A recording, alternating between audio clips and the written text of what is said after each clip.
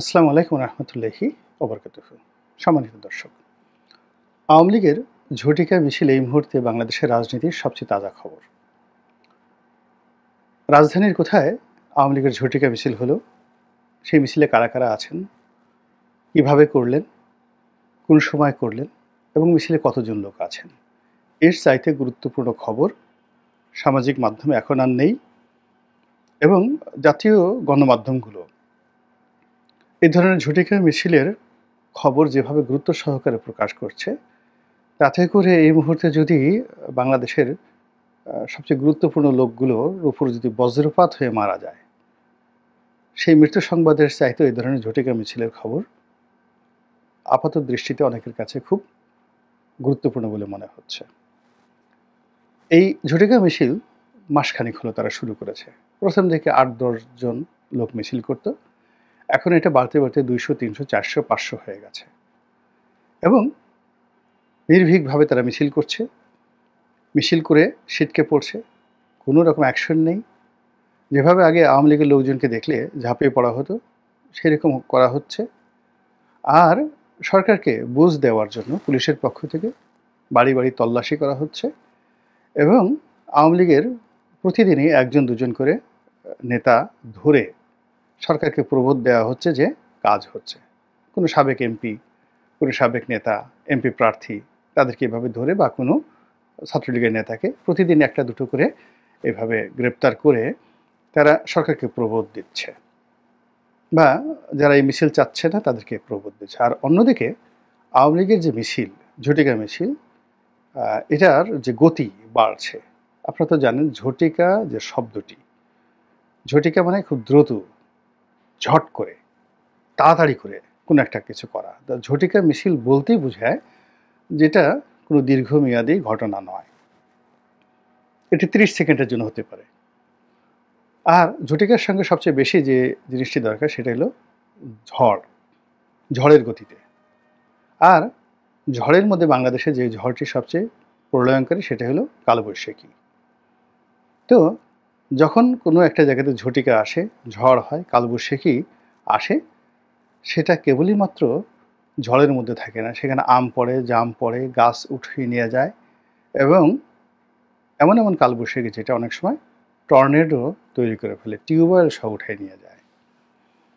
তো আপনি যদি টিউবওয়েল না হয়ে ওখানে একজন মানুষ থাকে, তাকে যে সেই টর্নেডো কোথায় উড়িয়ে নিয়ে দেখা গেল যে ঢাকা শহর থেকে আপনাকে উড়িয়ে নিয়ে কুড়িগ্রামে পাঠিয়ে দিয়েছে, কোনো মন্দিরে আপনাকে বসিয়ে দিয়েছে, অথবা আপনাকে ভারতের সেই বহু দূরে আপনাকে পৌঁছে দেওয়া হয়েছে, অথবা সুন্দরবন একটা বাঘের যে ঘর, সেই ঘরের মধ্যে আপনাকে পৌঁছে দিয়েছে।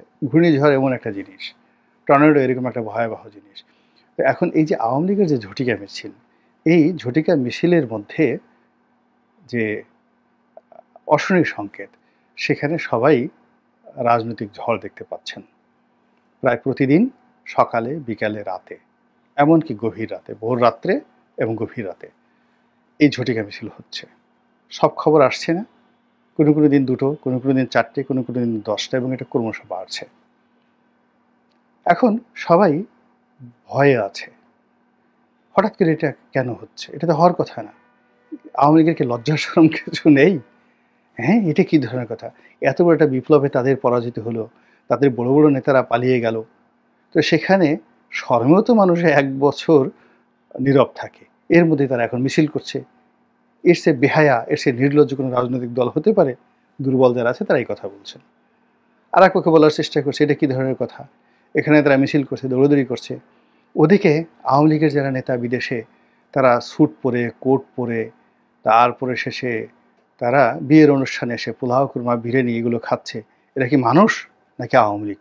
ছি, ছি, ছি, ছি, ছি। এইভাবে হয়? এরকম একটা কথা আছে। আরেকজন বলছে, না আওয়ামী লীগকে তো চেনো না, তাদের আসল রূপটা কি? তারা ভয়ঙ্কর, ভীষণ রকম ভয়ঙ্কর। বোমা মারা, তারপরে গান পাউডার দিয়ে গাড়ি জ্বালিয়ে দেওয়া, এসব যেমন তাদের জন্য খুব ডাল ভাত, তেমনি আবার তারা রাষ্ট্র ক্ষমতায় এসে কীভাবে হাঁটুতে গুলি করতে হয়, কীভাবে গুম করতে হয়, কীভাবে আয়নাঘরে ঢুকাতে হয়, তারপরে কীভাবে একেবারে বাপের নাম ভুলিয়ে দেওয়া যায়, এই টোটাল কাজগুলো আওয়ামী লীগ জানে, ভালো করে জানে। কাজেই রাজপথে এখন যে বিশৃঙ্খলা চলছে, সেই বিশৃঙ্খলার মধ্যে সব জায়গাতেই মানুষ আওয়ামী লীগ খুঁজে পাচ্ছে। কোনো একটা রিক্সাওয়ালা জোরে কথা বললে মানুষ ভয় পায়, ওকে আওয়ামী লীগ।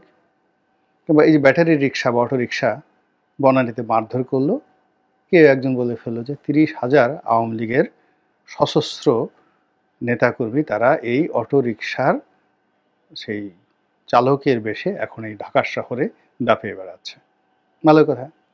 কোথাও ছোটোখাটো একটা বিক্ষোভ বিদ্রোহ দেখা দিলেই ওর মধ্যে মানুষ আওয়ামী লীগ খুঁজে পাচ্ছে। আর এই ঘটনাগুলো ছিল এই ঝটিকা আক্রমণ বা এই ঝটিকা মিছিলের আগে। কিন্তু এটা যতই বাড়ছে ততই মানুষের সন্দেহ আরও বেড়ে যাচ্ছে।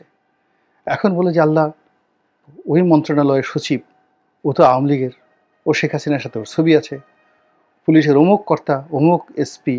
মানে আপনি যে কোনো সমাবেশে যান, তারপরে শেষে যে কোনো পারিবারিক অনুষ্ঠানে যান, তারপরে আড্ডাতে যান, প্রথমে দেখবেন বিশাল একটা দীর্ঘশ্বাস। সেই দীর্ঘশ্বাসের প্রথম বক্তব্য হলো, কী হলো এই বিপ্লব করে? আমার অমুক থানার ওসি আওয়ামী লীগের লোক, একটা ডাইরেক্ট ছাত্রলীগের লোক, অমুক নেতার সঙ্গে সরাসরি ঘোরাফেরা করত, সে এখন ওসি হিসাবে এই যুগে নিয়োগ লাভ করলো এই 2 দিন আগে। এটা একটা কথা হলো? কি হবে, কি হবে এই দেশের? তো এইরকম মানে যত মিছিল হচ্ছে তত বেশি পারস্পরিক মানে অবিশ্বাস তৈরি হচ্ছে, সন্দেহ তৈরি হচ্ছে। এখন বিএনপির মধ্যে আওয়ামী লীগের প্রতিচ্ছায়া দেখা যাচ্ছে, বিএনপির মধ্যে ভারতের প্রতিচ্ছায়া দেখা যাচ্ছে। এটা কিন্তু সন্দেহ থেকে, অবিশ্বাস থেকে, এই আওয়ামী লীগের ভয় থেকে মানুষ বিএনপিকে বা বিএনপির যারা নেতা রয়েছেন তাদেরকে ভারতের দালাল ট্যাগ দেওয়ার সুযোগ পাচ্ছে। এটা ভয় থেকে, আতঙ্ক থেকে, আদারওয়াইজ অনেক সময় হতো না। এরপরে সরকারের মধ্যে অনেক লোককে, পাওয়ারফুল লোককে তাদেরকে ট্যাগ দেওয়া হচ্ছে এরা সব ভারতের দালাল, একদম ছবি একে একে। এবং সবচেয়ে আশ্চর্যের ব্যাপার হলো যে যে দুজন মানুষ মানে মরিয়া প্রমাণ করতে রাজি যে তারা মরে নাই, এর একজন হলেন জনাব পিনাকি ভট্টাচার্য, আর একজন হলেন জনাব আসিফ নজরুল। দুজনই তাদের জীবনের যে উত্থান বা তাদের আজকের যে অবস্থান, সব কিছুর মূলে রয়েছে ভারত বিরোধিতা। এখন এই দুজন লোককে ভারতের দালাল হিসেবে আলটিমেটলি ট্যাগ দেওয়া হয়েছে এবং এটা বাংলাদেশ থেকে করা হচ্ছে। তাদের চোখ একে, 2 চোখ থেকে রক্ত বেরোচ্ছে, সেখানে ভারত লেখা। ভারতীয় পত্রপত্রিকা, ভারতীয় ইউটিউবার, বাংলাদেশের যারা এই দুজন বিরোধী রয়েছে সবাই এই দুজনকে ভারতের দালাল বলার চেষ্টা করছে। তো এইভাবে অবিশ্বাস যে পর্যায়ে গেছে, 2 দিন পরে যদি ডক্টর মোহাম্মদ ইউনূসকে বলা হয় ভারতের দালাল, তাহলে এখানে অস্বাভাবিক কিছু আপনি দেখবেন না।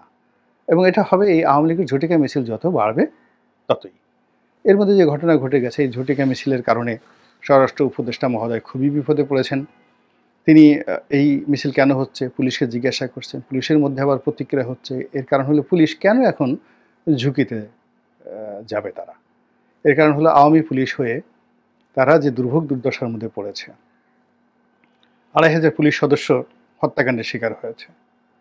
তারপর তাদের হাজার হাজার লোক পলাতক, পুলিশের হাজার হাজার লোকের চাকরিচ্যুতি হয়েছে, কনস্টেবল থেকে শুরু করে একদম আইজি পর্যন্ত।